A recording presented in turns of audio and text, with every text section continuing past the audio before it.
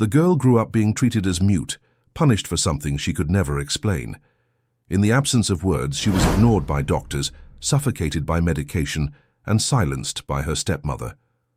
Until a simple gesture, an attempt to speak, revealed the secret everyone refused to see. The echo of Robert Miller's footsteps resonated through the empty halls of the mansion, each sound lost against the high walls that held more silence than life. At 45, the most powerful businessman in New York City carried on his shoulders the weight of an empire built on emotional ashes. His eyes, once bright with shared dreams, now reflected only the numbers and spreadsheets that filled the void left by a loss that still bled in silence. On the second floor of the imposing residence on the Upper East Side, Isabella Miller played alone in her room, which was filled with expensive toys no one had ever seen her use with joy. The 4-year-old girl had golden hair that cascaded over her delicate shoulders and green eyes that seemed to hold secrets that could never be revealed. For 2 years, since the diagnosis that changed her life forever, Isabella had lived in a world of gestures and glances, communicating through scribbled drawings in notebooks that piled up in the corners of her room. The doctors had been categorical. The girl was born with a neurological condition that prevented her from developing speech. Report after report confirmed the same grim diagnosis, and Robert, consumed by the grief of losing his wife in an accident 3 years earlier, had accepted that sentence as another cruel blow from fate. The house that once echoed with laughter and warm conversations now breathed only the heavy silence of 2 souls lost in their own pain. It was into this desolate scene that Margaret Taylor entered their lives, like a seemingly refreshing breeze in the midst of emotional suffocation. Elegant, articulate, and with a smile that won over everyone at social events, she seemed to be exactly what Robert needed to rebuild some semblance of normalcy. At 38, Margaret possessed a cold, calculated beauty, with black hair always impeccably styled, and a wardrobe that cost more than many people earned in years. The wedding took place just 6 months after their first meeting, a discreet ceremony that marked the beginning of a new phase in the Miller family's life. To the outside world, Margaret was the perfect stepmother, attentive, dedicated, and always present at the charity events frequented by Manhattan's elite. But away from the camera flashes and the curious gazes of society, Margaret's true face was revealed in small, cruel gestures that no one but Isabella witnessed. The little girl's suffering began subtly. Margaret quickly discovered that a child who couldn't speak also couldn't tell on her. The discreet pinches when Robert wasn't looking, the forgotten meals that left Isabella hungry for hours, the toys that mysteriously disappeared just when the girl grew fond of them. Each act of cruelty was carefully calculated not to leave visible marks, only invisible scars that accumulated in the child's fragile soul. Isabella quickly learned to hide when she heard Margaret's heels echoing down the hallways. Her small body would automatically shrink whenever her stepmother entered the room, and her eyes would lose what little sparkle they had left when she realized they would be alone. The girl developed a constant fear that made her tremble in the pre-dawn chill when nightmares would wake her with no one there to comfort her. Robert, immersed in endless meetings and business trips that served as an escape from a home life he couldn't face, remained oblivious to his daughter's silent suffering. In the rare moments they were together, he watched her with a mixture of love and guilt that emotionally paralyzed him. How could he connect with a child who lived in a world he didn't understand? How could he be the father she deserved when he himself was lost in a labyrinth of unprocessed grief? Meals in the Miller family were true theaters of disguised tension. Robert would sit at one end of the long mahogany table, focused on his tablet or phone, while Margaret occupied the other end, maintaining a superficial conversation about social events and charity commitments. Isabella remained in her special chair in the middle, too small to properly reach the table, pushing food around her plate while feeling the weight of her stepmother's icy gaze on her. It was during one of these silent meals that Isabella let out a small noise when she accidentally knocked over her glass of juice. The purple liquid spread across the expensive embroidered tablecloth, creating a stain that seemed larger than it really was. Robert looked up for just a moment, sighed, and returned his attention to the emails on his phone. Margaret, however, fixed a stare on the girl that could cut glass, and Isabella immediately lowered her head and began to tremble. That night, when Robert left for another business meeting that would stretch late into the night, Margaret led Isabella to her room. The punishment came in the form of poisonous words whispered into the child's ear, words about how she was a burden to her father, how her disability embarrassed the family, how it would be better if she just disappeared. Isabella, unable to respond or defend herself, just cried silently until she fell into an exhausted sleep. The household staff began to notice changes in the little girl's behavior. The cook, Mrs. Peterson, a woman in her 60s who had worked for the family for over a decade, noticed how Isabella avoided the kitchen when Margaret was around. The gardener commented to the driver about how the girl no longer played in the garden she once loved so much, but everyone feared Margaret's growing authority in the house as she gradually took control of domestic decisions with an iron fist disguised in elegance. Robert, when not traveling, spent long hours in his office on the ground floor of the mansion, a room paneled in dark wood where he conducted video conferences with executives from across the country. The walls were decorated with diplomas and awards that attested to his professional success, but there wasn't a single photo of his daughter in the room that was supposed to represent his most important achievements. Isabella's absence in that space perfectly symbolized the emotional chasm that had formed between father and daughter. It was in the solitude of her room that Isabella found her only moments of relative peace. Sitting on the pink shag rug, she would spend hours drawing with colorful crayons her father had given her in one of his rare gestures of attention. Her drawings always depicted the same scene, a small girl and a much larger female figure with dark scribbles around the larger figure that seemed to represent something menacing. When Margaret discovered the drawings, they mysteriously disappeared, along with the colored pencils. Isabella's isolation intensified when Margaret began to cancel the few social activities the girl still had. The sessions with the speech therapist were temporarily suspended due to scheduling conflicts that never existed. Visits from her cousins became increasingly rare, always cancelled for reasons Margaret invented at the last minute. Gradually, Isabella became a prisoner in her own home, entirely dependent on the goodwill of a woman who didn't possess a single drop of compassion. The situation reached a critical point when Isabella, in a moment of desperation, tried to get her father's attention through the only means she knew. During one of the rare dinners when Robert was present and not completely absorbed in his work, the girl began to make frantic gestures, pointing at Margaret and then at herself, trying to communicate something urgent. Robert watched for a few seconds, confused, but before he could try to understand, Margaret intervened with a fake smile. "Honey, Isabella must be tired. How about I take her to bed early tonight?" Margaret's voice was syrupy, but her eyes shot icy warnings at the girl, who immediately stopped gesturing and lowered her head in resignation.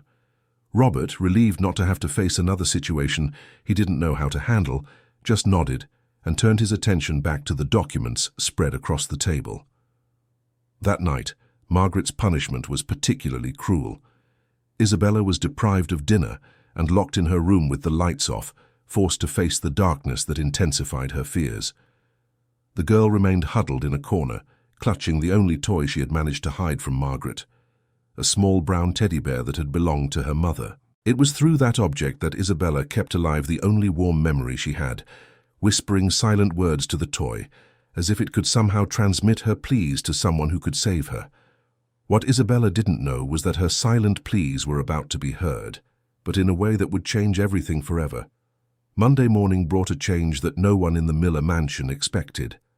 Carmen Ortiz, a 42-year-old woman with hands calloused from work and eyes that revealed a wisdom acquired through years of caring for children in wealthy families, walked through the property's gates carrying a small worn leather suitcase and a heart full of expectations. Her simple appearance contrasted sharply with the luxurious surroundings: graying hair tied in a practical bun, a modest uniform, and comfortable shoes that spoke to her priority of a job well done over appearances. Carmen had been hired by Robert during one of the few moments he had dedicated to domestic matters. The previous housekeeper had quit abruptly, citing personal reasons that were never clarified, leaving a gap in the daily care of the mansion. Robert, pressed by professional commitments and the need to keep the house running, accepted his secretary's recommendation without asking many questions about the new hire. Margaret greeted Carmen at the front door with a cold smile that didn't reach her eyes, already showing her irritation at not having been part of the selection process. "You must be the new help," she said in a tone that mixed condescension and warning. "I hope you understand that this house has very specific standards. The Miller family values discretion and absolute efficiency." The words sounded more like a threat than guidance, and Carmen immediately sensed the tension emanating from the elegant woman before her. During her first day, Carmen was introduced to the house's routines and her responsibilities, which included general cleaning, organizing the rooms, and assisting with basic household chores. Margaret led the tour of the mansion with calculated movements, explaining strict rules about schedules, permitted areas, and expected behavior. "Mr. Miller's daughter has special needs," she explained, with a coldness that made Carmen shiver. "She doesn't speak and requires specific care. I'd prefer you keep your distance from her to avoid any confusion." The first time Carmen saw Isabella was while cleaning the second-floor hallway. The girl was sitting on the floor of her room, watching through the half-open door as Carmen vacuumed. There was something in the child's green eyes that immediately touched the experienced housekeeper's heart, a deep sadness that shouldn't exist in the gaze of someone so young. Isabella remained motionless like a small porcelain statue, but Carmen noticed how her eyes followed every movement with an intelligence that seemed to contradict the information she had received about her limitations. As the days passed, Carmen began to observe disturbing patterns in the family's behavior. Robert was absent most of the time, leaving early for the office and returning late, often after Isabella was already asleep.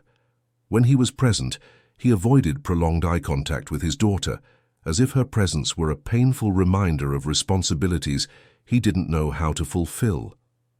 His interactions were limited to mechanical gestures, a quick kiss on the forehead, a distracted caress of her hair, whispered words that sounded more like apologies than demonstrations of affection. Margaret, on the other hand, maintained an oppressive presence that intensified whenever Robert wasn't around. Carmen witnessed moments that left her deeply unsettled, the stepmother pulling Isabella by the arm with more force than necessary when the girl spilled water on the floor, harsh whispers in the child's ear that made her little shoulders tremble, icy glares that transformed the child's face into a mask of fear. Each episode was carefully executed away from the eyes of Robert and the other staff, but Carmen, with her experience in reading complex family dynamics, began to connect the dots of a terrible picture. What intrigued Carmen most were Isabella's reactions to stimuli that seemed to go unnoticed by everyone else. One afternoon while she was cleaning the living room, Carmen accidentally dropped a heavy stack of books on the marble floor. The sound echoed through the house like thunder, and to her surprise she saw Isabella appear at the top of the stairs, looking directly in the direction where the noise had originated. The girl stood there for a few seconds, clearly processing the sound, before Margaret appeared behind her and led her back to her room with a brusque gesture. Intrigued by the reaction, Carmen began to conduct discreet experiments. When Isabella was nearby, she would purposely drop objects, slam doors with different intensities, and move heavy furniture. To her growing surprise, the girl consistently reacted to low-pitched sounds and strong vibrations. They weren't obvious reactions that would draw attention, but small head movements, changes in posture, and most importantly, a clear directing of her gaze toward the source of the noise. It was as if Isabella lived in a world of selective sounds, capturing only specific frequencies that broke through her auditory barrier. The most revealing discovery happened during a rainy afternoon when Carmen was dusting the furniture in the dining room. Isabella was playing alone in the corner of the room with some colored blocks, seemingly oblivious to the world around her. Carmen turned on the powerful vacuum, a machine that produced intense vibrations through the floor. Immediately, Isabella lifted her head and began to look around, clearly disturbed by the stimulus. When Carmen turned the machine off, the girl returned to her blocks, but there was something in her expression that suggested a level of auditory awareness that completely contradicted the diagnosis of total deafness. These observations began to form a pattern that left Carmen increasingly convinced that there was something fundamentally wrong with Isabella's situation. The girl not only reacted to specific sounds, but also demonstrated a clear understanding of complex situations around her. When Margaret entered the room, Isabella would automatically withdraw and lower her eyes, like a child who had learned to anticipate punishment. When Robert appeared, she would brighten timidly, as if she wanted to get closer, but didn't know how. These were not the behaviors of a child with severe cognitive disabilities, but rather of a frightened little girl who had learned to hide in silence. Margaret's behavior toward Isabella became increasingly suspicious in Carmen's watchful eyes. The stepmother seemed obsessively focused on keeping the girl isolated and quiet, intercepting any attempt by Carmen to get close to the child. "Isabella gets tired easily," was her constant excuse. "It's best to let her rest." But Carmen noticed that the rest periods often coincided with moments when the girl showed signs of wanting to interact with other people. During one particularly hot afternoon, Carmen found Isabella alone in the kitchen, trying to reach a glass of water on the high counter. The girl was on her tiptoes, stretching her small arms in a desperate attempt to reach the object. Carmen approached gently, took the glass, filled it with fresh water, and offered it to the child with a warm smile. Isabella looked at her with an expression of genuine surprise, as if she wasn't used to receiving help without ulterior motives. She drank the water eagerly, clearly thirsty, and when she finished, she did something that left Carmen completely shocked. Isabella approached timidly, extended her small hand and gently touched Carmen's arm, maintaining direct eye contact. Then she pointed to herself and then to Carmen, repeating the gesture several times. It was a clear form of communication, a gestural thank you that demonstrated not only social understanding, but also a genuine desire for human connection. Carmen felt tears welling in her eyes as she realized the level of isolation in which this child lived, surrounded by people who couldn't or wouldn't see her full humanity. The moment was abruptly interrupted by the arrival of Margaret, who swept into the kitchen like a storm. "What is going on in here?" Her voice was as cold as ice, and Isabella immediately pulled away from Carmen, reverting to her state of automatic withdrawal.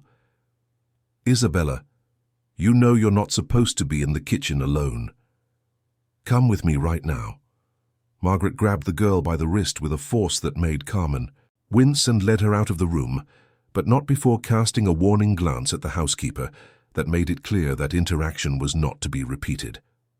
That night, Carmen couldn't sleep. The pieces of a terrible puzzle were beginning to form in her mind. A child who was clearly not completely deaf, who showed intelligence and a need for connection, but who lived under the oppression of a woman who seemed determined to keep her silenced and isolated. The housekeeper began to question not only Isabella's diagnosis, but also Margaret's true intentions toward the girl. The situation reached a critical point when Carmen witnessed something that changed her perspective completely. It was late afternoon, and she was organizing the library when she heard strange sounds coming from the upper floor. Climbing the stairs silently, Carmen saw a horrifying scene through the ajar door of Isabella's room. Margaret was kneeling beside the girl's bed, whispering poisonous words while tightly gripping the child's small wrists. "You are a dead weight in this family." The words slithered from Margaret's lips like snakes. "Your father is ashamed of you. If you could talk, you'd only say stupid things anyway. It's better if you stay quiet forever, because no one wants to hear what a defective child has to say." Isabella was trembling visibly, silent tears streaming down her cheeks as she tried to free herself from the painful grip. Carmen felt a wave of nausea and outrage that almost made her intervene immediately, but an inner voice warned her to be cautious. She needed more evidence, a plan, a way to protect Isabella without putting the girl in even greater danger. Backing away silently, Carmen made a decision that would change the course of everything. She would document everything she witnessed and find a way to alert Robert to what was really happening in his own home. What Carmen didn't imagine was that Isabella, even in the midst of her silent terror, had noticed the housekeeper's presence at the door, and for the first time in years, felt a spark of hope ignite in her small, broken heart. The following days turned into a dangerous dance of observation and caution for Carmen. The housekeeper had decided to discreetly document every suspicious episode she witnessed, carrying a small notebook where she jotted down times, behaviors, and details that could serve as evidence of what was really happening in the Miller mansion. Each page she filled represented another piece of the haunted puzzle that Isabella's life had become. Robert continued his routine of prolonged absences, but Carmen began to pay special attention to the moments when he interacted with his daughter. During a quiet breakfast, she watched as he avoided looking directly at Isabella, keeping his eyes fixed on the financial newspaper while the girl timidly played with the cereal in her bowl. There was a palpable tension in the air whenever father and daughter shared the same space, as if both were trapped in a painful dance of unexpressed love and unresolved guilt. The opportunity Carmen had been waiting for came on a rainy Thursday, when Robert returned from the office early due to a cancelled meeting. Margaret had left for one of her endless charity lunches, leaving Isabella alone in her room. Carmen seized the moment to approach Robert, who was in his office reviewing documents. She knocked softly on the door and entered with a tray of coffee, feigning a routine service visit. "Mr. Miller," Carmen began in a hesitant voice, "may I ask you a question about little Isabella?" Robert looked up from his papers, seeming surprised that someone was mentioning his daughter. Carmen noticed how his eyes filled with a deep sadness the moment Isabella's name was spoken. "Of course, Carmen. What would you like to know?" His voice sounded tired, like that of a man carrying a weight he didn't know how to share. Carmen chose her words carefully. "I have experience caring for children with special needs, sir, and I've noticed some behaviors in Isabella that seem interesting." She watched as Robert straightened in his chair, a spark of something that could be hope glinting in his eyes. "What kind of behaviors?" he asked, his attention now completely focused on the conversation. "She seems to react to certain sounds, sir, low-pitched sounds, vibrations. Yesterday, when I was using the vacuum, she turned her head in the exact direction of the noise, and when the front door slammed in the wind, she immediately looked toward the entrance." Carmen paused, watching as Robert absorbed this information. "I've worked with children who have partial hearing loss, and Isabella's behaviors seem more consistent with that than with complete deafness." Robert was silent for a long moment, processing Carmen's words. "The doctors were categorical about the diagnosis," he finally said, but there was an uncertainty in his voice that hadn't been there before. "3 different specialists confirmed she can't hear." Carmen nodded respectfully but didn't back down. "With all due respect, sir, sometimes diagnoses can be revised, medicine advances, and new perspectives can reveal things that were previously overlooked." The conversation was interrupted by the sound of the front door closing, announcing Margaret's return. Robert immediately shifted his posture, as if he'd been caught doing something forbidden. "Thank you for your observations, Carmen," he said quickly, turning his attention back to his documents. "I'll consider what you've said." Carmen noticed the abrupt change and excused herself, but not before seeing how the simple mention of questioning Isabella's diagnosis had planted a seed of doubt in the father's mind. Margaret entered the house with a restless energy that immediately put all the staff on alert. Her eyes scanned the house like a predator searching for signs that something had gotten out of her control during her absence. She went straight up to Isabella's room, where the girl was sitting on the floor trying to assemble a simple puzzle with large pieces. "Where have you been while I was out?" Margaret asked, her voice as sharp as a blade. Isabella looked up, confused by the nonsensical question. She had been in her room the whole time, as always. Margaret interpreted the silence as defiance and knelt beside the girl, grabbing her chin with unnecessary force. "Did you talk to anyone? Did you make any noise? Did you try to get attention?" The questions came out like accusations, and Isabella began to tremble, not understanding what she had done wrong this time. Carmen, who was cleaning the nearby hallway, heard the tension in Margaret's voice and approached discreetly. Through the ajar door, she saw Margaret holding Isabella by the shoulders, shaking her slightly. "You are a mute and deaf child," Margaret whispered with disturbing intensity. "Never forget that. If you try to do anything to suggest otherwise, the consequences will be terrible for you and for your father." Isabella didn't fully understand the words, but she perfectly understood the threat in Margaret's tone and gestures. Tears began to stream down her cheeks as she shook her head in desperate agreement. Carmen felt her heart break as she witnessed this scene of cruel psychological manipulation. It was clear that Margaret was purposely terrorizing the girl, keeping her in a constant state of fear that guaranteed her silence. That night, after everyone had retired, Carmen made a brave decision. She quietly went up to Isabella's room and found the door ajar. The girl was lying in her small bed, clutching her teddy bear, but clearly awake. Carmen entered cautiously and sat on the edge of the bed. Isabella looked at her with surprise, but showed no fear, as if she recognized in Carmen a presence different from the others. Carmen began a simple test. She clapped her hands softly, and Isabella didn't react. She clapped harder, and still no reaction. But when Carmen pounded her closed fists against the side of the bed, creating a deep vibration that spread through the mattress, Isabella immediately turned her head in her direction. The girl's eyes met Carmen's, and for a moment there was a silent communication between them that confirmed all of the housekeeper's suspicions. Encouraged by the reaction, Carmen continued her discreet tests. She knocked on the wall with different intensities, observing how Isabella consistently reacted only to the lowest sounds and strongest vibrations. It was as if the girl lived in a world where only certain frequencies could penetrate a partial auditory barrier. Carmen realized that Isabella was not completely deaf, but rather had a selective hearing loss that had been incorrectly diagnosed as total deafness. More importantly, Carmen noticed something extraordinary. When she whispered Isabella's name in very low tones, the girl showed subtle signs of recognition. It wasn't an obvious reaction that anyone would notice, but Carmen, with her experience, recognized the micro-movements of her eyes and the small changes in posture that indicated auditory processing. Isabella was hearing, at least partially, and had been conditioned to hide this ability. Carmen decided to do one last test.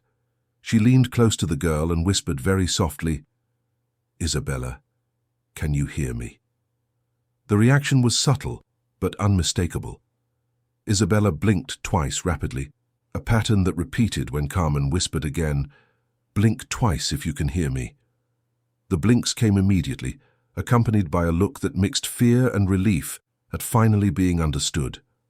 Carmen's heart raced with the confirmation. Isabella could not only hear partially but also understood simple instructions and was able to respond in a coordinated way. The girl had been silenced by a combination of an incorrect medical diagnosis and her stepmother's psychological terrorism. Carmen whispered one more time, "You're safe with me.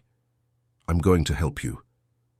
Isabella closed her eyes, and a single tear rolled down her cheek, the first demonstration of hope she had experienced in a very long time. In the following days, Carmen intensified her observations of the family dynamics. She noticed how Margaret meticulously controlled Isabella's interactions with other people, always intervening when the girl showed signs of wanting to communicate.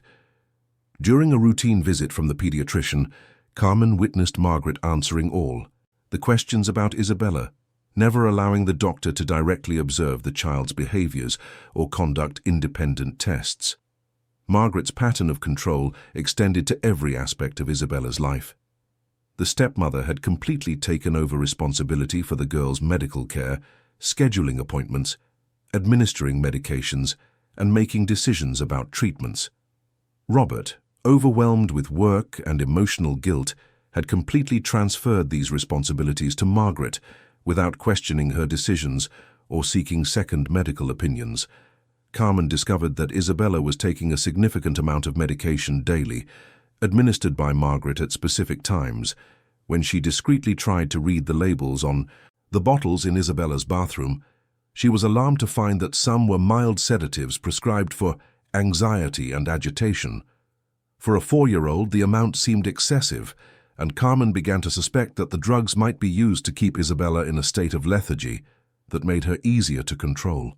The situation became even more disturbing when Carmen witnessed Margaret administering extra medication whenever Isabella showed signs of increased liveliness or curiosity. It was as if the stepmother were chemically suppressing any demonstration of the girl's personality or energy. Carmen realized this could explain part of Isabella's apparent apathy and her lack of more obvious reactions to auditory stimuli. The decisive moment came one afternoon when Robert arrived unexpectedly early and found Isabella alone in the living room, as Margaret had gone out for another of her social engagements. Carmen watched through the kitchen door as father and daughter faced each other in a rare moment of privacy. Robert sat down heavily in an armchair, looking at his daughter who was playing on the rug with colored blocks. "Isabella," he said softly, and Carmen saw the girl slightly raise her head. Robert didn't notice the subtle reaction, but Carmen did. He continued speaking, his voice heavy with emotion. "I'm so sorry, my little one.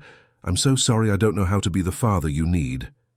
His words were a broken whisper, a painful confession from a man lost in his own grief. Isabella stopped playing and looked directly at her father. There was something in her eyes that Carmen recognized as understanding and compassion. The girl slowly stood up and approached Robert, extending one of her small hands to touch his knee. The gesture was so simple, yet so full of meaning that Robert felt tears welling in his eyes. It was in that moment that Carmen realized Isabella not only heard partially, but also understood complex emotions and felt a deep love for her father that she couldn't express in words.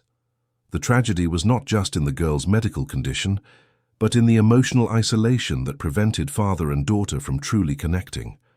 And Margaret was the architect of all this suffering, manipulating the situation to keep them both trapped in their own pain. Carmen made her final decision that night. She had to find a way to reveal the truth to Robert, regardless of the personal consequences she might face. Carmen spent 2 sleepless nights devising a plan to approach Robert without arousing Margaret's suspicions. The opportunity arose on a Friday, when Margaret announced at breakfast that she would be spending the weekend at an exclusive spiritual retreat in the Berkshires, a decision that seemed to surprise even Robert. "I need some time to renew my energy," she declared in her melodious voice, kissing Robert's forehead before completely ignoring Isabella. "You'll be fine without me, won't you?" Robert nodded mechanically, already accustomed to his wife's regular absences, but Carmen noticed a shadow of relief cross Isabella's face when Margaret mentioned her departure. It was the first time the housekeeper had seen anything close to peace in the girl's eyes. Margaret left in the early afternoon, carrying an expensive suitcase and leaving behind a detailed list of instructions for Carmen, including the exact times for Isabella's medications and a subtle warning about keeping the routine strictly as always. With Margaret out of the picture, Carmen finally had the chance she'd been waiting for. Robert had settled into his office to work as usual, but Isabella was more animated than Carmen had ever seen her. The girl was playing in the garden, running among the flowers and seeming genuinely happy for the first time since Carmen had arrived at the mansion. It was as if an invisible weight had been lifted from her small shoulders, allowing her natural personality to emerge from the shadows of fear. Carmen took the opportunity to implement her plan. She approached Isabella in the garden and began a series of more elaborate tests she had carefully planned. First, she clapped at different rhythms and volumes, observing the girl's reactions. Isabella didn't respond to the soft claps, but clearly reacted to the more intense noises. Next, Carmen began to sing in low tones and saw how Isabella's eyes turned toward her, demonstrating not only partial hearing, but also musical interest. The most revealing moment occurred when Carmen whispered the name of Isabella's deceased mother, Mommy Lucy, a name she had heard Robert mention in moments of sadness. Isabella immediately stopped playing and looked directly at Carmen, her eyes filling with tears. The reaction was so intense and specific that it left no doubt. Isabella could not only hear partially, but also processed and understood words with deep emotional meaning. Encouraged by the results, Carmen decided to document everything on video using her cell phone. She repeated the tests while discreetly filming, capturing Isabella's clear reactions to different auditory stimuli. The resulting footage was irrefutable evidence that the medical diagnosis was incorrect and that Isabella possessed auditory capabilities that had been completely ignored or suppressed. With the evidence in hand, Carmen headed to Robert's office. She knocked on the door with a racing heart, knowing that this moment could either change everything for Isabella or result in her immediate dismissal. Robert received her with his usual courtesy, but Carmen noticed he seemed more relaxed in Margaret's absence, as if he too felt relief at his wife's temporary departure. "Mr. Miller," Carmen began in a firm voice, though her hands were trembling slightly, "I need to speak with you about Isabella. It's very important." Robert looked up from his documents, and Carmen saw a mix of curiosity and apprehension in his expression. "I've discovered some things that I believe you need to know about your daughter," she continued, taking her phone out of her pocket. Carmen showed the videos to Robert, explaining each of Isabella's reactions and sharing her professional observations about partial hearing loss versus complete deafness. Robert watched in silence, his face undergoing a gradual transformation from skepticism to disbelief, and finally to a raw emotion he was trying to contain. "Does this mean she can—" he began, but his voice failed him. "Yes, sir. Isabella can hear partially, especially low-pitched sounds and vibrations, and there's more." Carmen took a deep breath before continuing. "I have reason to believe she is being over-medicated, possibly to maintain a state of lethargy that facilitates control." She chose her words carefully, but Robert was smart enough to understand the implications. Robert was silent for a long moment, processing information that completely changed his understanding of his daughter. "The doctors were categorical," he murmured, more to himself than to Carmen. "3 different specialists. How is this possible?" Carmen gently suggested that medical diagnoses could be revised, especially when based on exams conducted when Isabella was even younger and possibly under the influence of medication. The conversation was interrupted by the sound of Robert's phone ringing urgently. It was Margaret, calling from the retreat to check on how things were. Robert answered mechanically, but Carmen could hear the woman's voice on the other end, asking specific questions about Isabella and the house's activities. It was as if she instinctively sensed that something was happening in her absence, a predatory perception that sent a chill down Carmen's spine. After hanging up, Robert remained thoughtful for several minutes. Carmen could see the internal struggle playing out in his mind, years of accepting the medical diagnosis and Margaret's authority being confronted with evidence that suggested a completely different reality.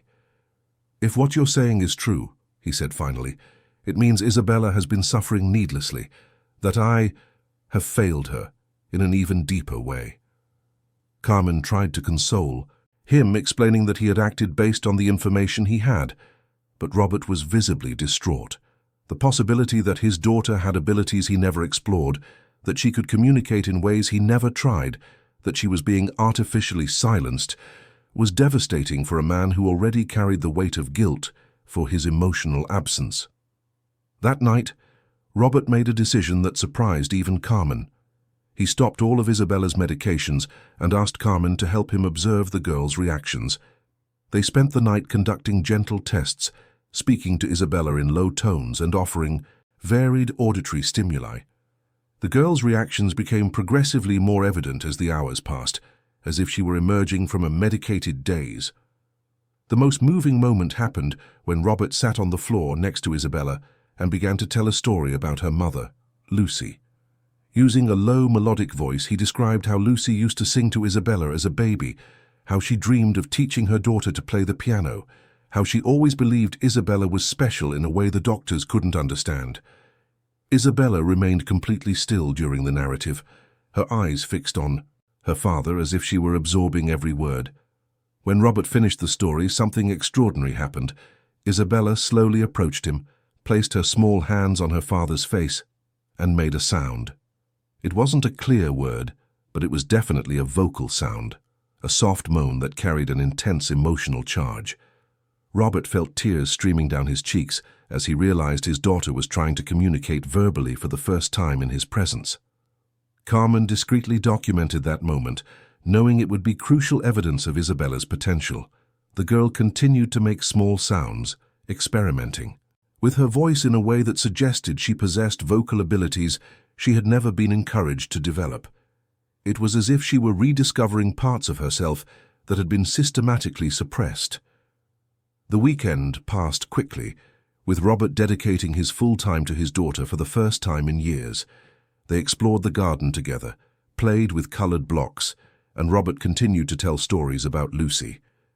Isabella responded more and more, not just with sounds, but with complex gestures and facial expressions that revealed a deep emotional intelligence that had been completely ignored. But the temporary happiness came to an end on Sunday night when Margaret returned from her trip. She entered the house with her usual elegance, but Carmen immediately noticed how her eyes scanned the environment, searching for signs of change. Isabella, who had spent the weekend radiant, immediately withdrew when she saw her stepmother, like an animal recognizing a predator. Margaret noticed the subtle shift in the house's energy and in Isabella's behavior. Her eyes narrowed when she saw father and daughter sitting close together on the living room sofa, a proximity that hadn't existed before her departure. "How was the weekend?" she asked with a smile that didn't reach her cold eyes. "I hope Isabella behaved herself." Robert hesitated for a moment, looking at his daughter and then at Carmen, who was watching tensely from the kitchen. Carmen could see the internal struggle in Robert's mind, reveal his discoveries about Isabella or maintain the status quo to avoid confrontation. The tension in the air was palpable, and Carmen realized that Robert's next words would determine Isabella's future. "It was quiet," Robert finally replied, his voice betraying a hesitation that Margaret immediately picked up on. Isabella looked at her father with an expression that mixed hope and fear, as if she understood that her salvation depended on his courage to face the truth. Margaret smiled with apparent satisfaction, but Carmen saw something sinister glinting in her eyes. "Good," Margaret said, approaching Isabella with predatory movements. "Now it's time to get back to our normal routine, isn't it, dear?" She placed a possessive hand on the girl's shoulder, and Carmen saw Isabella stiffen under the touch. The threat was not verbalized, but it was clearly present in Margaret's gesture and tone of voice. That night, Carmen heard disturbing sounds coming from Isabella's room. Harsh whispers and what sounded like muffled crying. She knew Margaret was reasserting her control over the girl, likely punishing her for the moments of happiness she had experienced in her stepmother's absence. Carmen realized with growing horror that Isabella's situation could worsen drastically now that Margaret suspected something had changed during her absence. What Carmen didn't know was that Margaret had noticed much more than she was letting on, and that she was planning a response that would be more cruel and definitive than anything she had done before. The following Monday brought an atmosphere of tension that Carmen could feel in the air like electricity before a storm. Margaret had returned from her trip with a different energy, more predatory and alert, as if her instincts for control were on high alert. During breakfast, she watched Robert and Isabella with eyes that seemed to dissect every gesture, every glance exchanged between father and daughter, searching for evidence of changes that would confirm her suspicions. Robert, for his part, was visibly struggling to maintain normalcy. His interactions with Isabella had become charged with a new awareness of his daughter's potential, but he still lacked the courage to confront Margaret directly about his discoveries. Carmen watched this delicate dance of disguises and tensions, knowing that the situation was becoming unsustainable and that something would have to give soon. Isabella seemed to sense the shift in the house's dynamics. The girl had reverted to her previous state of withdrawal, but Carmen noticed small signs that the weekend's experience had left positive marks. Isabella would occasionally look at her father with an expression that suggested a memory of the happy moments they had shared, and sometimes she would move her lips silently, as if practicing words she didn't dare to speak aloud. The first explosion happened on Tuesday, when Margaret caught Robert speaking in a low voice to Isabella in the garden. She had approached silently and overheard fragments of the one-sided conversation in which Robert was telling her about his work. Using the same gentle tone he had discovered over the weekend, Margaret intervened with an icy smile that fooled no one about her true intentions. "Honey, you shouldn't waste your time talking to Isabella like that," she said in a sweet voice laced with venom. "The doctors were clear about her limitations. You're only deluding yourself and creating impossible expectations." Robert looked at his wife, and Carmen saw something change in his expression, a spark of resistance that hadn't been there before. "Maybe we should get a second opinion," he suggested hesitantly. "It could be that—" Margaret cut him off with a laugh that sounded like shattering glass. "Robert, darling, we've already been through this with the best specialists in the country. Dr. Henry Monroe is internationally recognized. You want to question medical authority based on what? A desperate father's hopes." Her words were calculated to hit Robert exactly where he was most vulnerable, his guilt and insecurity as a father. Carmen watched as Robert flinched slightly at Margaret's words, but she also noticed that he didn't back down completely, as he would have before. The seed of doubt had been planted and was growing despite Margaret's efforts to smother it. Isabella remained silent during the exchange, but Carmen saw her eyes move between the adults, clearly understanding that she was the subject of discussion and that her life depended on the outcome of that tension. That afternoon, when Robert left for the office, Margaret summoned Carmen for a private conversation in the Home Office. The room was charged with intimidating authority, with Margaret sitting behind the mahogany desk like a judge ready to deliver a sentence. "Carmen," she began in a controlled voice that barely concealed her underlying anger, "I get the impression that you've been influencing my husband with inappropriate ideas about Isabella." Carmen felt her heart race, but she maintained her composure. "I don't know what you're talking about, Mrs. Taylor." Margaret leaned forward, her eyes narrowing dangerously. "Don't treat me like an idiot. Robert never questioned Isabella's diagnosis before you got here. Now suddenly he's talking about second opinions and seeing behaviors that don't exist." The accusation hung in the air like a blade.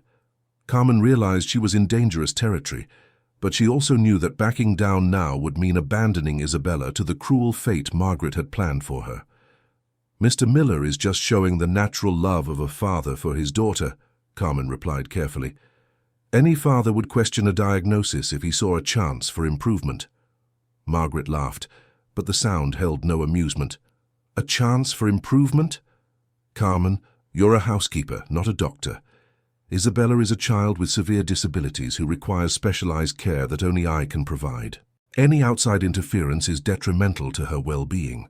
She paused dramatically before continuing, "I expect you to understand your place in this house and stop planting false hope."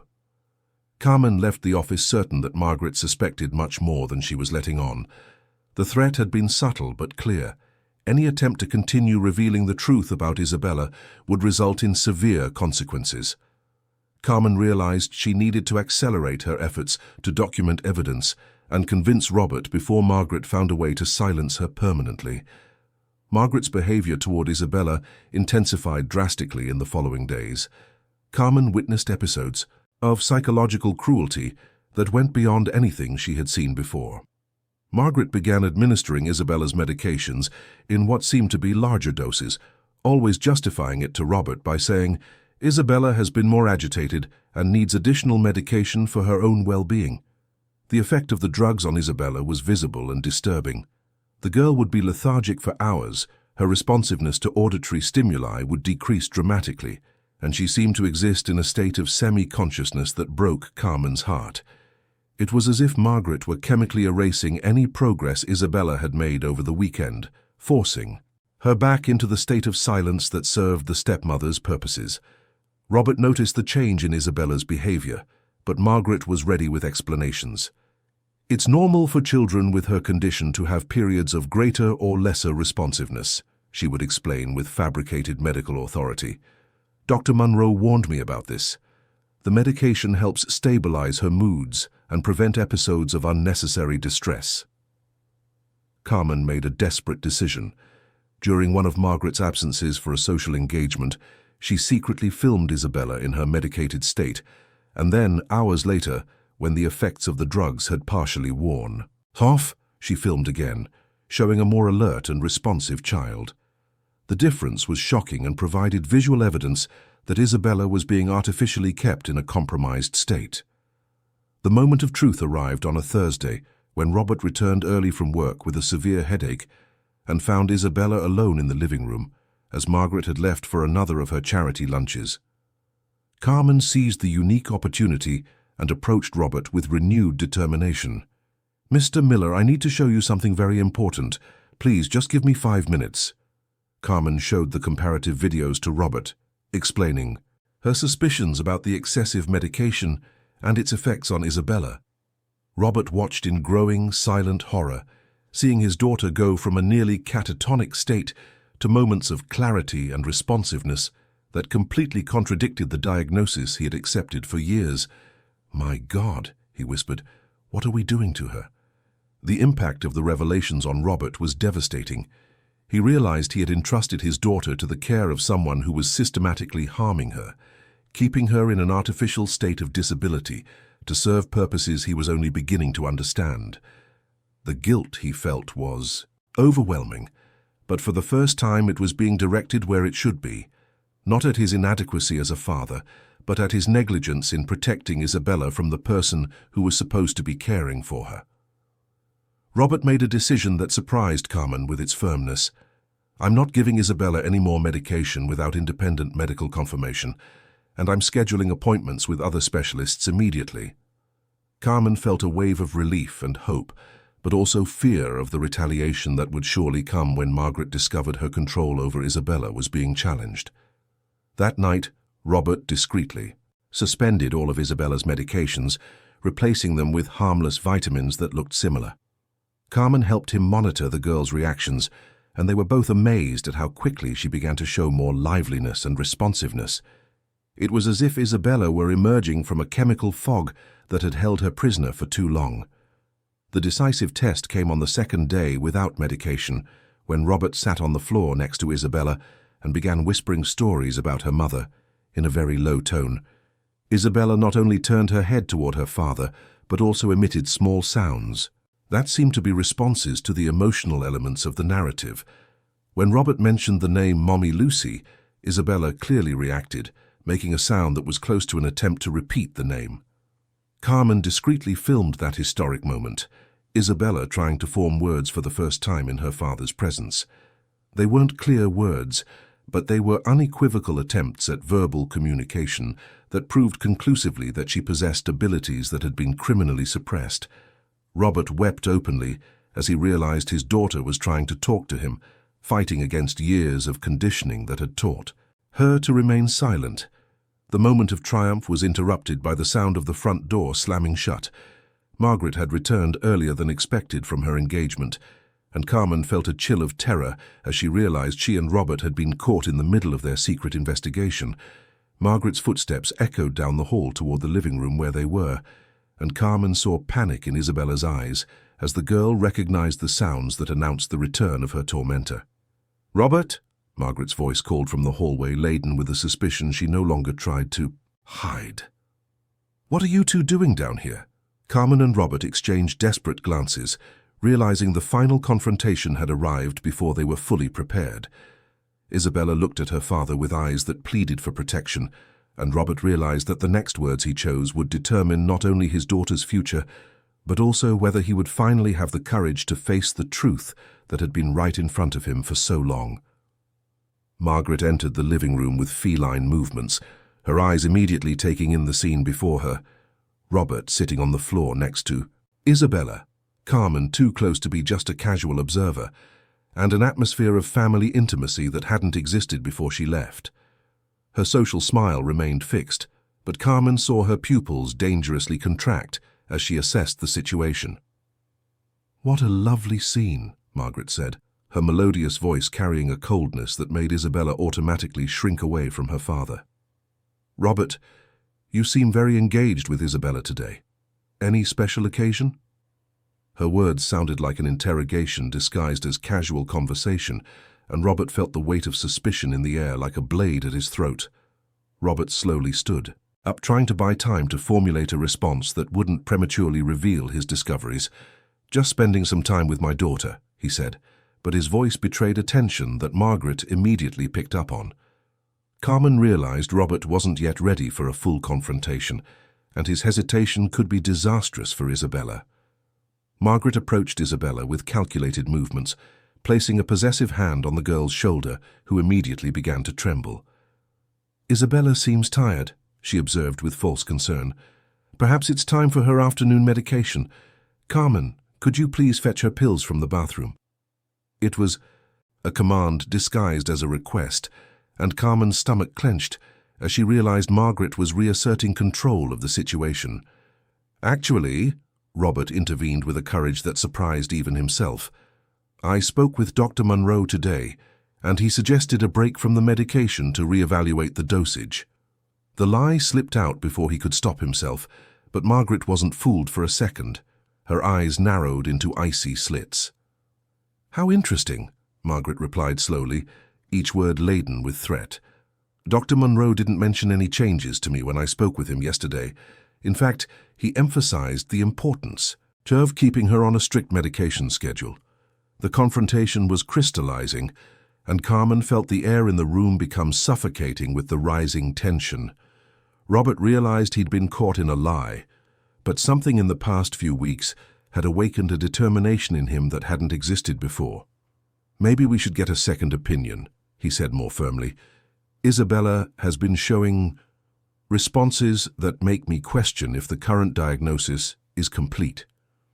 His words were like a bomb exploding in the tense silence of the room. Margaret stood completely still for a moment, processing what she had just heard. When she spoke again, her voice had lost all pretense of sweetness. "Robert, I'm worried about you. This obsession with alternative diagnoses isn't healthy. You're clinging to fantasies because you can't accept the reality of Isabella's condition." She paused, watching how her words affected Robert before continuing with calculated cruelty. "Just like you couldn't accept Lucy's passing." The blow was direct and devastating. Robert recoiled as if he'd been physically struck, and Carmen saw all the confidence he had built over the past few weeks crumble in the face of Margaret's psychological manipulation. Isabella, sensing the emotional tension around her, began to make small sounds of distress that did not go unnoticed by any of the adults present.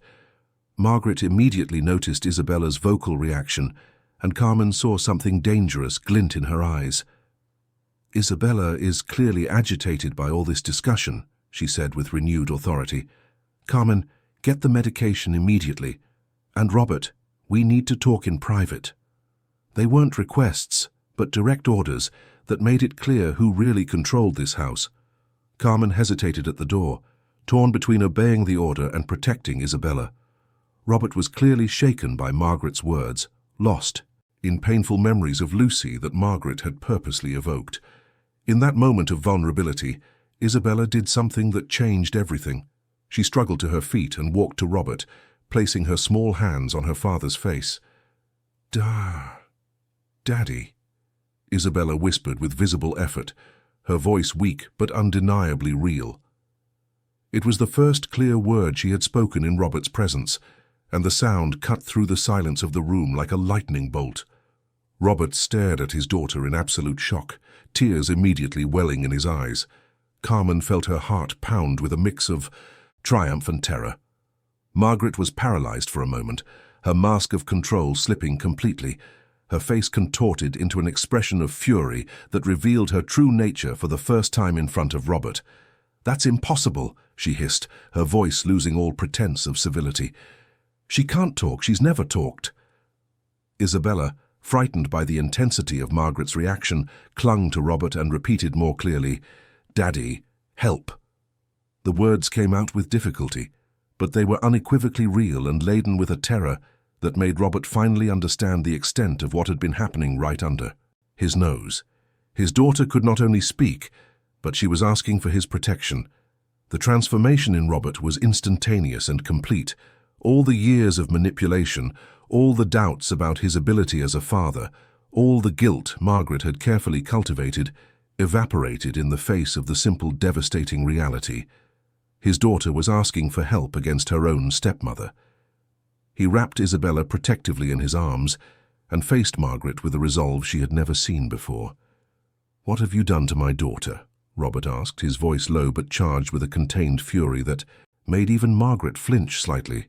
"How long have you known she could talk? How long have you been silencing her?" Carmen watched, fascinated, as the power dynamic in the room completely inverted in a matter of seconds. Margaret tried to regain control, reverting to her manipulative persona. "Robert, you're clearly distraught. Isabella can't be talking, it must be some kind of vocal spasm or... But her explanations sounded desperate and unconvincing in the face of the obvious evidence they had just witnessed. Isabella, still in her father's arms, looked directly at Margaret and said with a clarity that shocked everyone, "Present, she hurts me. She's mean." The childish words carried a weight of truth that cut through years of lies and manipulation. Robert felt sick as he realized his daughter had been capable of exposing her stepmother all along, but had never been given the chance to be heard. Margaret realized her carefully constructed world was rapidly falling apart. Her reaction was to lash out with the desperate cruelty of a cornered predator. "You're really going to believe a disturbed child over me?" she shrieked, all pretense of composure gone. "I took care of that freak when you were 2. Busy with your work to care. I sacrificed my life for a family that doesn't even appreciate me." The mask had fallen completely, revealing the real Margaret, a bitter, cruel woman who saw Isabella not as a child in need of care, but as an obstacle to her own goals. Robert looked at her as if seeing a stranger, realizing how blind he had been to the true intentions of the woman he had married. Carmen, feeling it was the right moment to reveal everything, stepped forward with her phone in hand. "Mr. Miller, I have recorded evidence of what Isabella can do when she's not over-medicated. She can not only speak partially, but she understands far more than anyone imagined." Margaret tried to snatch the phone, but Robert blocked her with renewed authority. The videos Carmen showed were devastating. Robert saw his daughter reacting to sounds, trying to form words, demonstrating an intelligence and understanding that completely contradicted years of medical diagnoses. More importantly, he saw the clear difference between a medicated Isabella and Isabella without the sedatives Margaret had been administering. The evidence was irrefutable. His daughter had been artificially kept in a state of disability. "You were drugging her," Robert said, his voice trembling with contained rage. "You were keeping my daughter in a near catatonic state, so what? So she couldn't report how you treated her?" Margaret didn't answer, but her guilty expression confirmed all of Robert's suspicions. Isabella, feeling safer in her father's arms, continued trying to speak. She said bad things. Said Daddy didn't want me." The words came out with difficulty, but each one was like a knife to Robert's heart. He understood that Margaret had been systematically destroying any chance of a connection between him and Isabella, feeding the child cruel lies about his own fatherly love. The situation escalated when Margaret, realizing she had lost all control, made a desperate attempt to grab Isabella. She moved quickly toward the child, but Robert completely blocked her, shielding his daughter with his own body. "You will never touch her again," he said with a firmness that allowed no argument. "I want you out of this house immediately." Margaret laughed bitterly. "You can't kick me out. This is my house too, and Isabella needs medical care that only I can provide. Without me, you can't even give her medication correctly." But her threats sounded hollow in the face of the transformation that had occurred in Robert. "The only medical care Isabella needs," Robert replied with absolute determination, "is from real doctors who haven't been corrupted by you. And as for leaving the house, you're about to find out how quickly I can arrange that." Carmen saw how Robert had finally found his strength as a father and protector, a strength Margaret had spent years trying to suppress. That night, after Margaret had retreated to the master bedroom in a silent fury, Robert sat with Isabella in his lap for the first time in years. Carmen watched as father and daughter reconnected through whispered words and gentle caresses, witnessing the healing of a relationship that had been nearly destroyed by the cruel manipulation of a woman without scruples. But Carmen knew the war was far from over. Margaret would not give up her control over the Miller family easily, and her next actions would be even more desperate and dangerous now that her true character had been exposed. The 3 days following the revelation that Isabella could speak were transformative for the Miller family, but also fraught with a tension that grew like an approaching storm. Robert had taken immediate steps to protect his daughter, hiring private security for the mansion and initiating legal proceedings for a separation from Margaret. But she hadn't left the house quietly as expected, instead holing up in the master bedroom and emerging only to make whispered phone calls that left Carmen deeply uneasy. Isabella blossomed day by day without the excessive medication. Her words came slowly, but with increasing clarity, and Robert spent hours sitting with her in the garden, listening to her attempts to tell him about the years of silent suffering she had endured. Each revelation broke another piece of Robert's heart, but also strengthened his resolve to seek justice for his daughter and ensure she would never go through that horror again. Carmen had become a crucial witness in building the case against Margaret. Her videos and detailed notes provided irrefutable evidence of the psychological abuse and improper medication, but she also felt the weight of the venomous glares Margaret shot her whenever their paths crossed in the house. There was something in Margaret's posture that suggested she was planning something, a final revenge that would make everyone pay for destroying her plans. The first appointment with a new specialist was scheduled for a Thursday. Dr. Edward Franklin was a respected pediatric neurologist with no connections to Dr. Henry Monroe, the doctor who had made Isabella's original diagnosis. Robert was nervous but hopeful as he drove to the clinic, with Isabella sitting in the back seat, making small melodic sounds that seemed like wordless songs. Dr. Franklin examined Isabella with a patience and thoroughness that contrasted sharply with the quick, superficial consultations she had experienced before. He tested her hearing with modern equipment, observed her reactions to different sound frequencies, and conducted neurological evaluations. That revealed a completely different picture from what was in her medical file. "Mr. Miller," Dr. Franklin said after 3 hours of tests, "Isabella has a condition called selective low-frequency hearing loss. She can hear low and mid-range sounds perfectly, but has difficulty with high frequencies. This would explain why she didn't respond to traditional tests, which typically use high-pitched tones." Robert felt a mixture of relief and fury upon hearing the confirmation that the previous diagnosis was completely wrong. The doctor continued with even more disturbing revelations.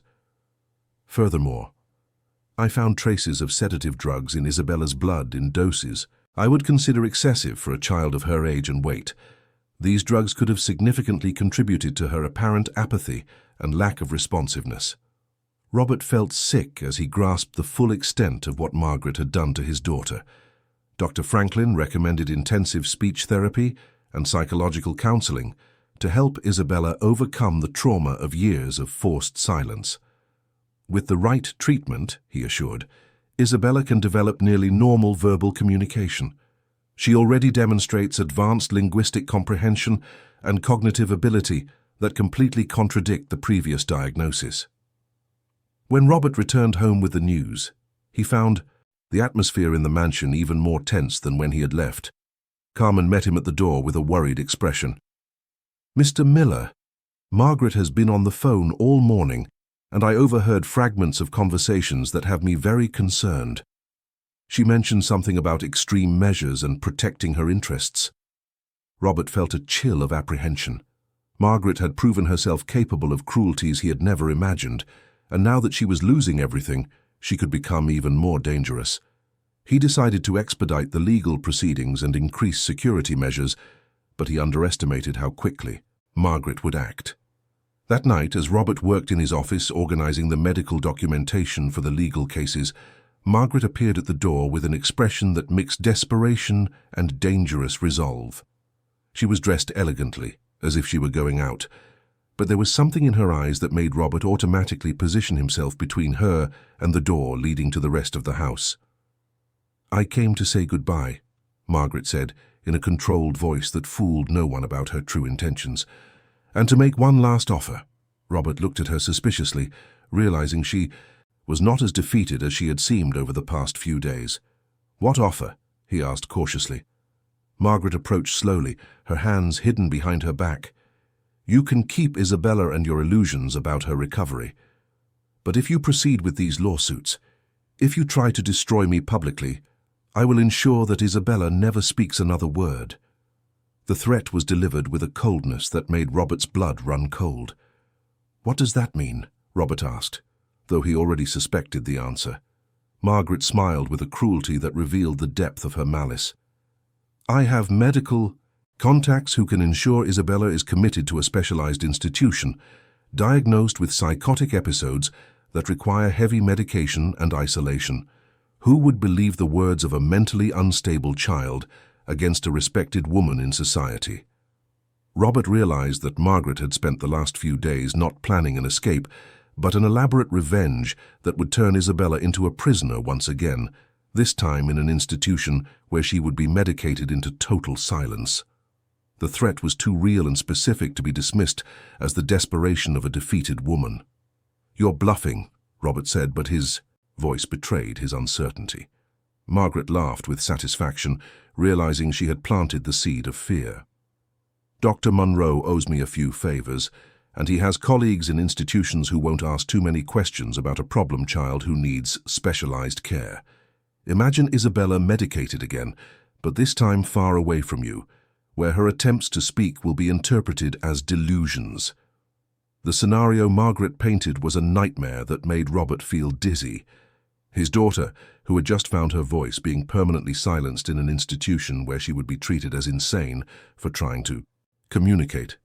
It was a cruelty that went beyond anything he had imagined Margaret was capable of conceiving. "What do you want?" Robert asked, feeling as if he were negotiating with the devil himself. Margaret moved closer, her eyes shining with anticipated triumph.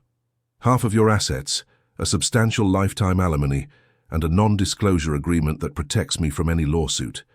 In return, I leave Isabella in peace and disappear from your lives." Robert was torn between protecting Isabella immediately and finding a way to destroy Margaret permanently. He knew that giving in to blackmail would mean letting a dangerous woman go free to harm other children, but it also risked his own daughter's safety. "I need time to consider," he said, trying to buy himself space to think. "You have until noon tomorrow," Margaret replied with renewed authority. "After that, I'll make the necessary calls, and Isabella will be in a specialized ambulance before you can interfere. I have connections that make it possible." She turned to leave, but paused at the door. "Oh, and Robert, if you try to stop me or involve the authorities, I'll make sure Isabella suffers even more before she's taken away." After Margaret left, Robert was alone in his office, facing the most difficult decision of his life. Carmen entered discreetly, having overheard fragments of the conversation. "Mr. Miller, she's bluffing. It can't be that easy to have a child committed." But Robert knew the power of Margaret's connections in the medical and social circles, and he knew she was capable of manipulating the system to get what she wanted. Robert stayed up all night, alternating between checking on Isabella in her room and trying to find a solution that would protect his daughter without giving in to Margaret's demands. Carmen remained at the house overnight, also keeping watch and helping Robert monitor any suspicious movements. The next morning, Robert made a decision that surprised even Carmen. Instead of giving in to the blackmail or trying to flee with Isabella, he decided to risk everything on a plan that would expose Margaret completely, but would also put Isabella in immediate danger. It was a desperate gamble, but the only way to ensure Margaret could never harm his daughter or any other child again. Robert called Dr. Franklin and explained the situation, asking for help to officially document Margaret's threats and establish Dr. Munro's incompetence. But as he was on the phone, Carmen saw a white ambulance slowly approaching the mansion through the window, still 2 hours before the deadline Margaret had set. "Mr. Miller," Carmen said in an urgent voice, interrupting his call. "They're already here. Margaret didn't wait for your answer." Robert looked out the window and saw uniformed men getting out of the ambulance, carrying a stretcher and official-looking documents. Margaret had carried out her threat before the deadline expired, ensuring Robert wouldn't have time to react properly. The final battle for Isabella's soul was about to begin, and Robert realized that the next few minutes would determine whether his daughter would be saved or lost forever, in the depths of a corrupt medical system that Margaret had manipulated with diabolical precision. Robert felt his world collapse as he saw the men from the ambulance approaching the front door with documents that looked too official to be questioned. Margaret appeared behind them with a triumphant smile that revealed how carefully she had orchestrated this moment. Carmen ran to get Isabella, who was playing in her room, oblivious to the rapidly approaching danger. "Mr. Miller," said the lead paramedic, a burly man with a professional but cold expression, "we have an emergency commitment order for Isabella Miller, signed by Dr. Henry Monroe. The minor is presenting with psychotic episodes that require immediate evaluation in a controlled environment. Robert tried to examine the documents, but Margaret intervened with fabricated authority. Isabella had a severe crisis last night, Margaret lied with rehearsed conviction. She was talking to herself, screaming about people who aren't there, trying to hurt herself.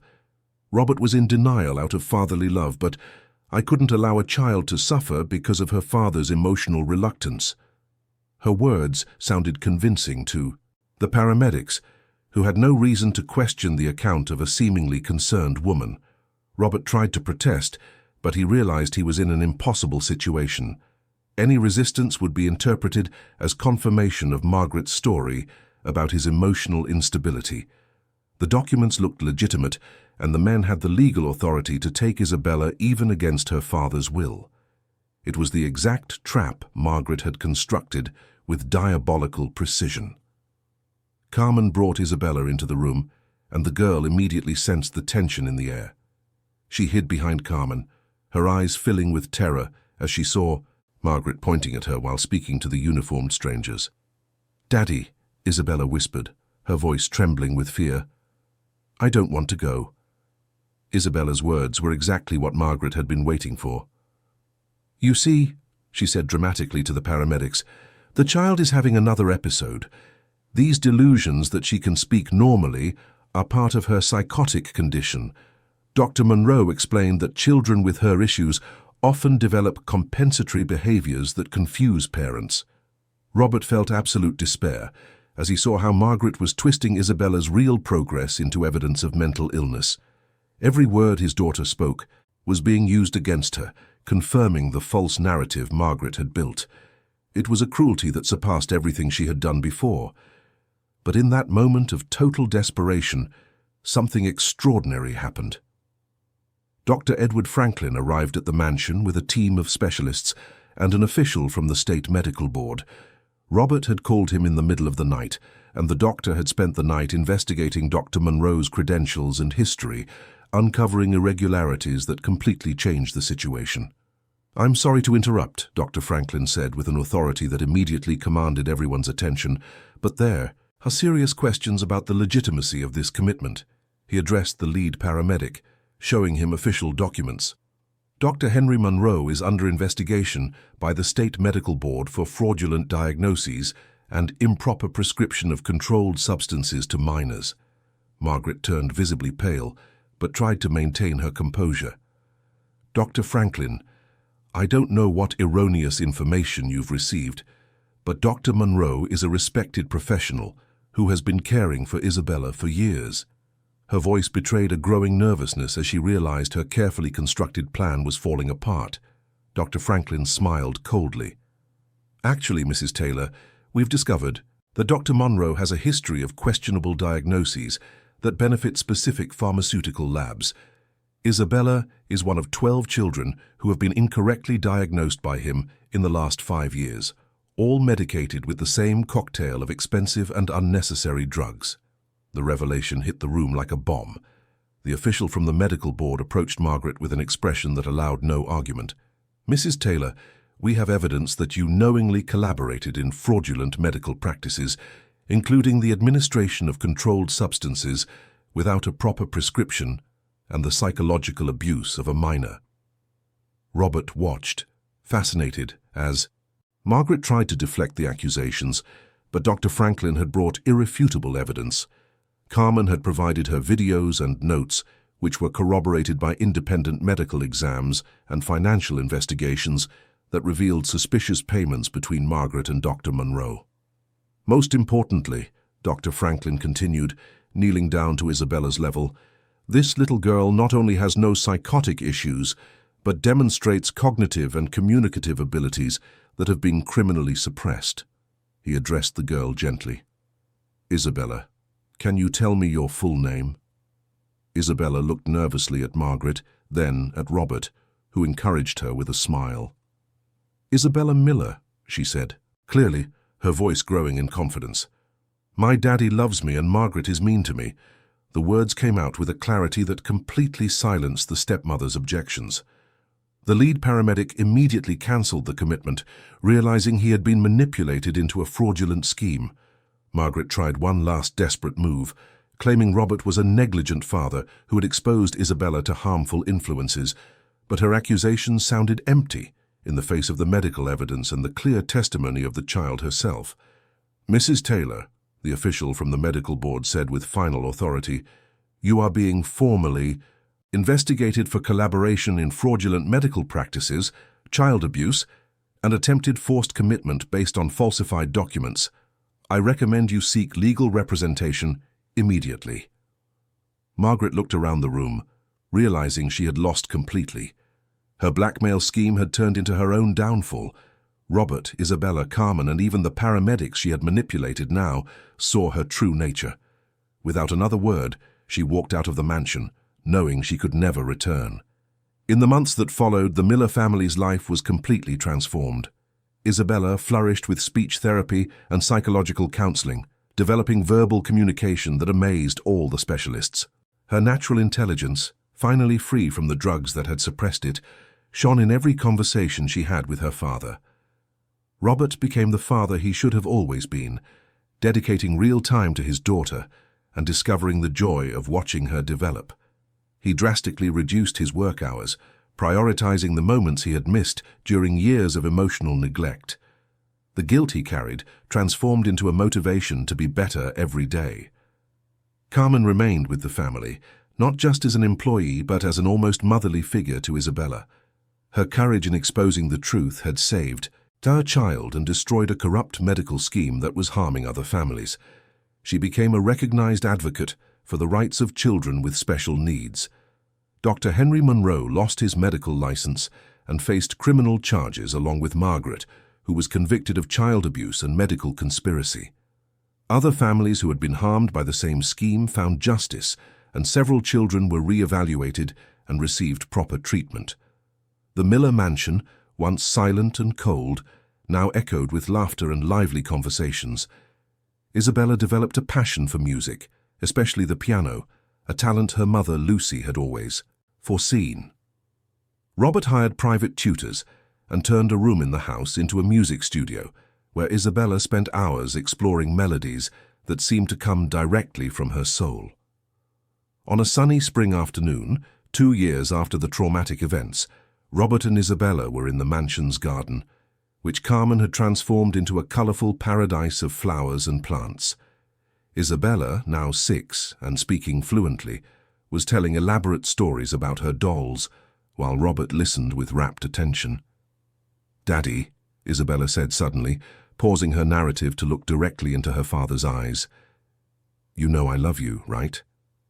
Robert felt tears of joy form as he hugged his daughter. "I love you too, my princess, more than all the words in the world could ever express." Isabella smiled with the recovered innocence of a child who had overcome unimaginable trauma. "Carmen said that Mommy Lucy would be proud of how I talk now. Do you think she can hear me?" Robert looked up at the blue sky, remembering the wife who had left too soon to see her daughter blossom. "I'm sure she can hear you," Robert answered with conviction, "and I know she's happy because your voice was finally found." Isabella nodded, satisfied, and went back to playing, her musical laughter filling the garden with a joy that had been silenced for far too long.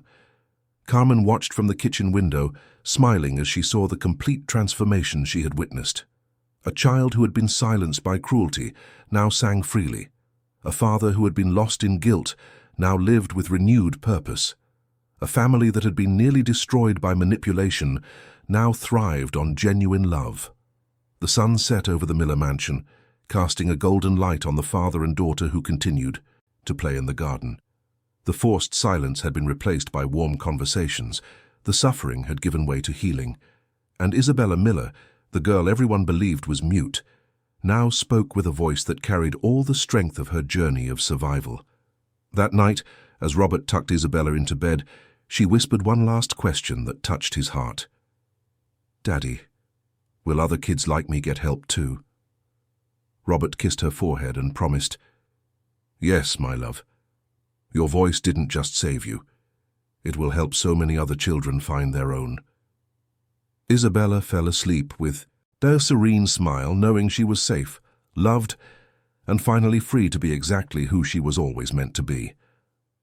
And Robert, watching his daughter sleep peacefully, understood that sometimes the greatest victories come from the moment we find the courage to listen to the voices that most need to be heard.